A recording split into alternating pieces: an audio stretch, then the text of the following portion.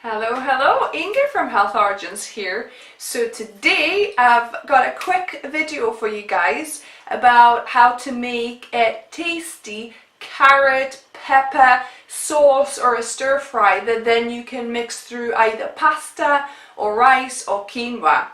So let's begin.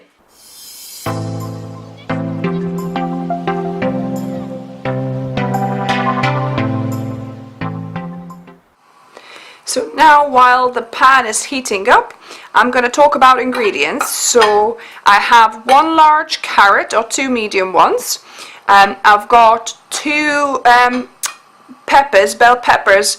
I would suggest if you can get either pointed or just red bell peppers, but I've got green and yellow in this instance to use up, so I'm using that. I've got one large onion, two sticks of celery, and I've got half a courgette, so this is optional.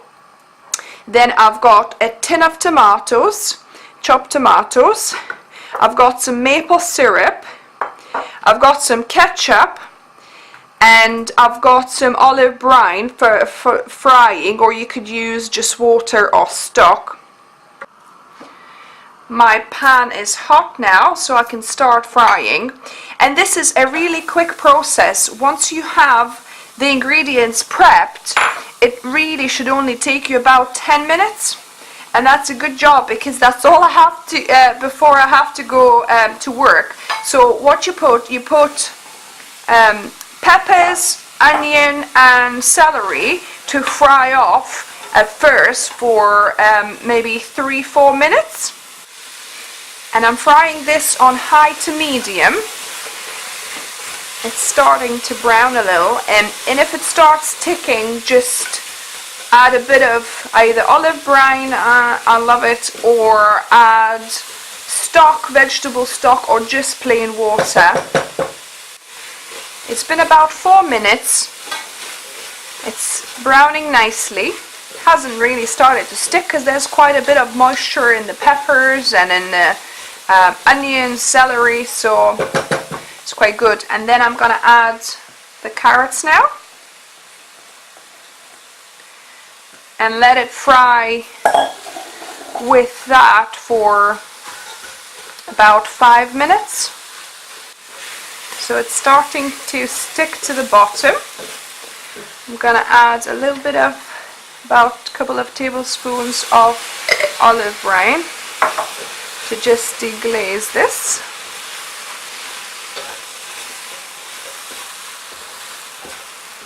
I need a tablespoon here as well.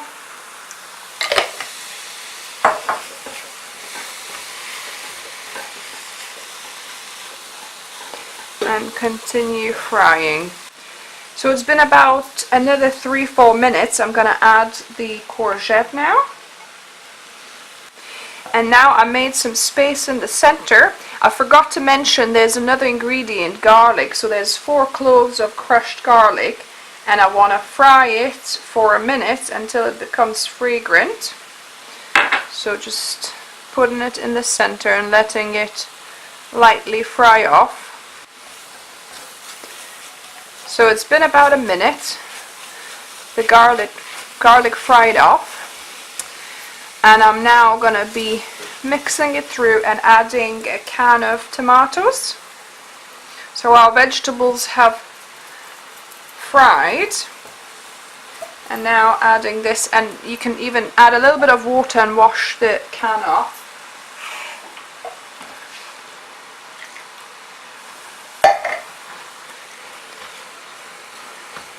It smells so delicious. So mix that through. Now we're going to add about a couple of tablespoons of maple syrup and a good squirt of ketchup as well.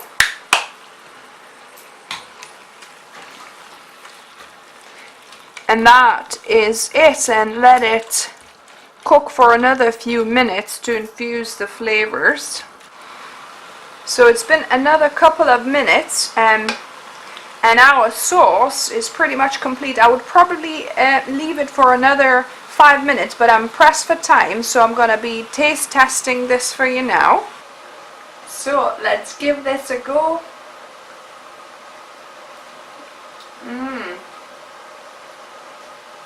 Oh my goodness, such a delicious combination of sweet and savory. And like I say, if you let it go for another 5 minutes, it'll develop even more flavor. And this is an awesome topping as well for pizza. Not only pasta and grain, but also pizza. You could put that on the pizza, put a bit of cashew cheese. Delicious. So let me know down below if you tried, what you thought of it. I think this is just amazing, versatile sauce. Even, you know, put it into stews, anything. I just love the flavor. The carrots with the tomato, the carrots give the sweetness with a bit of maple syrup as well. Then tomatoes come through, and it's just such a cheap you know, filler dish as well, you know, to flavor everything. Or you can have it on potatoes, steamed veggies, just anything. Let me know what else did you try this combination on. And if you're new here, welcome, and subscribe for more videos and tips and tricks like this, and hit that bell button so you get notified for my next video. Until the next time, guys.